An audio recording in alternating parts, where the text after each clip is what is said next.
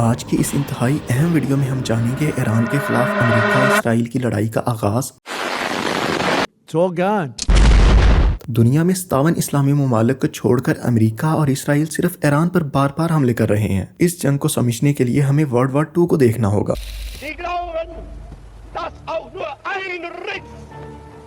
World war 2 میں تمام ممالک کے پاس صرف 2 آپشنز تھے، یا تو وہ ہٹلر کا ساتھ دیں یا برٹش امپائر کا۔ تو اس وقت بہت سارے ممالک نے برٹش کا ساتھ دیا، لیکن ایران نے ہٹلر کا ساتھ دینے کا فیصلہ کیا۔ اسی لیے تب ایران اور جرمنی کی دوستی ہوئی، لیکن برٹش کو یہ بات بہت ناپسند گزری۔ پھر 1941 میں برٹین نے ایران پر حملہ کر کے آہستہ آہستہ پورا ایران فتح کر لیا۔ تب ایران نے برٹش کے سامنے ہار مان لی۔ برٹش نے ایران کو خالی کرنے کے لیے ایران کے بادشاہ کے سامنے ایک شرط رکھی کہ انہیں اپنے 22 سالہ بیٹے رضا شاہ کو ایران کا بادشاہ بنانا ہوگا۔ اب رضا شاہ ایران کا نیا بادشاہ برٹشرز کا ایک وفادار حکمران تھا۔ وہ ایسا تھا جو کہ انگریزوں سے متاثر ہو کر ایران میں بھی بالکل مغربی ماحول بنانا چاہتا تھا، جہاں خواتین تنگ کپڑے پہنے اور میوزک ہر جگہ عام ہو۔ وہ چاہتا تھا کہ ایران کے لوگ اپنی تمام روایات کو بھول کر ویسٹ کے نقشے قدم پر چلیں۔ اس نے لوگوں کو اسلام سے دور کرنے کے لیے بہت ساری مساجد کو بھی بند کر دیا۔ خواتین کے حجاب پہننے پر بھی پابندی لگا دی گئی، اور شراب اتنی زیادہ بننے لگی کہ ایران جیسا اسلامی ملک شراب کو دوسرے ممالک میں بھی بیچنے لگا۔ ایران تب اتنا زیادہ ویسٹرن ہو چکا تھا کہ انہوں نے سعودی کے کنگ فیصل کو بھی انگریزوں کی طرح رد عمل کرنے کا کہا، جس پر کنگ فیصل نے انکار کر دیا۔ لیکن ایران کے اسلامک اسکالرز نے ایران کے بادشاہ کے خلاف مسجدوں میں اسپیچز شروع کر دیں، جس میں آیت اللہ خمینی شامل تھے۔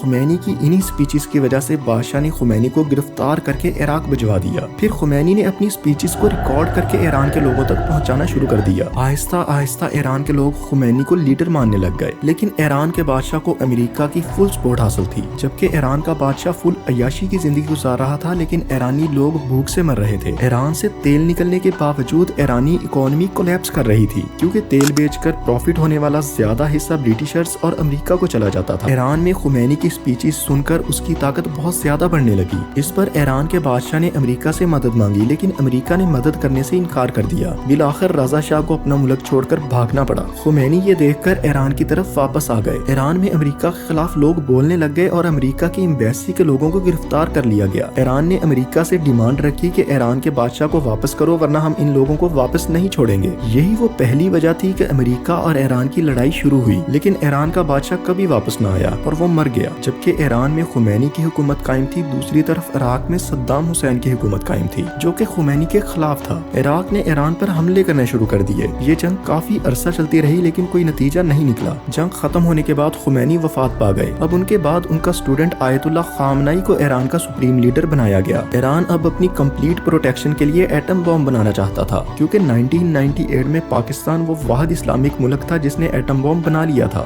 ایران چاہتا تھا کہ اس کے ہمسائے ملک ایٹم بم بنانے میں اس کی مدد کریں، اس لیے ایٹم بم بنانے کے لیے پاکستان کے ڈاکٹر عبدالقدیر خان ایران کو انسٹرومنٹس دینے لگے۔ ایران اسی ٹیکنالوجی کو یوز کر کے تیزی سے نیوکلیئر پلانٹس بنانے لگا۔ امریکہ کو اس کی بھنک پڑی تو امریکہ ایران کے بہت خلاف ہوا۔ افغانستان اور عراق دونوں ممالک میں امریکہ کی فوج ایران پر حملے کے لیے تیار تھی، لیکن تب آیت اللہ علی خامنئی نے ایک دن فتویٰ دیا کہ مسلمانوں کے لیے ایٹم بم بنانا حرام ہے، کیونکہ یہ ایک ویپن آف ماس ڈسٹرکشن ہے جس سے کئی معصوم لوگوں کی جان جاتی ہے، اور اعلان کیا کہ ایران کا ایٹم بم بنانے کا کوئی ارادہ نہیں ہے۔ امریکہ نے تب حملے کا پلان کینسل کر دیا، لیکن اب ایران پر حملہ کرنے کے لیے صرف اسرائیل ہی ایسا ملک تھا جو بار بار امریکہ کو فورس کر رہا تھا، لیکن امریکہ ٹل گیا اور حملہ نہیں کیا۔ 2015 میں ایران نے امریکہ کے ساتھ ڈیل سائن کی، جس کے مطابق یہ تھا کہ ایران لمیٹڈ لیول تک الیکٹریسٹی پیدا کرنے کے لیے نیوکلیئر پلانٹس پر کام کر سکتا ہے۔ 2018 میں امریکہ کے نئے منتخب کردہ پریزیڈنٹ ڈونلڈ ٹرمپ نے ایران سے ڈیل ختم کر دی۔ ایران کی اکانومی میں کمی آنے لگی، لیکن پھر ایران اپنا نیوکلیئر پروگرام دوبارہ سے شروع کرنے لگا۔ اسی لیے پھر 2020 میں امریکہ نے ایران کے آرمی چیف کو حملے میں مار دیا اور اس کے بعد کچھ ڈیلز کر لینے کی پیشکش کی،